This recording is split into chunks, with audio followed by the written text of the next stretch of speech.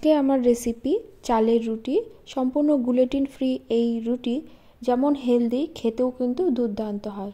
যে কোনো গ্রেভি দিয়ে এই রুটি আপনারা খেতে পারবেন, করাও খুব সহজ। ঠিক এভাবেই করলে রুটি কিন্তু অনেকক্ষণ নরম থাকে। তাহলে চলুন শুরু করা যাক। রেসিপিটি শুরু করার আগে একটি অনুরোধ, ভিডিওটি ভালো লাগলে লাইক কমেন্ট করবেন এবং সাবস্ক্রাইব করে পাশে থাকবেন। চালের রুটি করার জন্য আমি প্রথমে কড়াতেই জল দিয়ে দেব। আমি ঠিক যে পরিমাণ চাল নেব ঠিক তত পরিমাণই কিন্তু জল নেব, অর্থাৎ যে কাপ অনুসারে আমি চাল নিয়েছি সেই কাপ অনুসারে জল নেব। আমি এখানে 1.5 কাপ চালের গুঁড়ো নিয়েছি, 1.5 কাপ জল দেব। জলটা গরম হলে দিয়ে দেব নুন আর দেব তেল। এবার চালের গুঁড়োটা দিয়ে ভালো করে মিশিয়ে নেব। গ্যাসের ফ্লেম কিন্তু একদম লোতে থাকবে। 3 মিনিটের মতো রান্না করে নেব। এখানে আমি গোবিন্দভোগ চালের গুঁড়ো নিয়েছি, এতে রুটিটা কিন্তু বেশ সুগন্ধিত হয়। আটাটা আমার সেদ্ধ হয়ে গেছে, এবার আমি একটি থালে ঢেলে নেব। একটু ঠান্ডা হলে আমি হাত দিয়ে ভালো করে মেখে নেব। একদম ঠান্ডা করে মাখতে যাবেন না, একটু গরম থাকা অবস্থায় কিন্তু আটাটা মথে নিতে হবে। আটাটা আমার ভালো করে মাখা হয়ে গেছে, দেখুন কতটা সফট ডো তৈরি হয়েছে। এবার ছোট ছোট লেচি গড়ে নেব। আটাটা যখন সেদ্ধ করবেন তখন লবণের পরিমাণটা একটু বেশি দিতে হবে। নর্মাল আটাতে ঠিক আমরা যে পরিমাণ নুন দিই তার থেকে একটু বেশি দিতে হবে।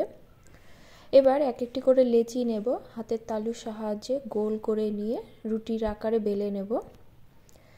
চালের আটার রুটি সাইডগুলো একটু ফেটে যায়, তো আপনারা যদি পুরোপুরি গোল করতে চান সেরকম গোল কোনো বাসন দিয়ে কেটে নিতে পারেন। আমি কিন্তু এরকমই রাখবো।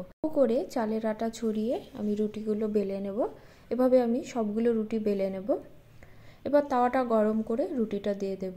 এক পিঠ হলে অপর পিঠের জন্য উল্টে দেব।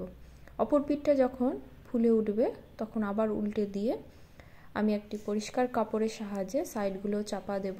এতে রুটিটা কিন্তু ভালোভাবে পুরোপুরি ফুলে যাবে, অথবা আপনারা আগুনে দিয়েও রুটিটা ফুলিয়ে নিতে পারবেন।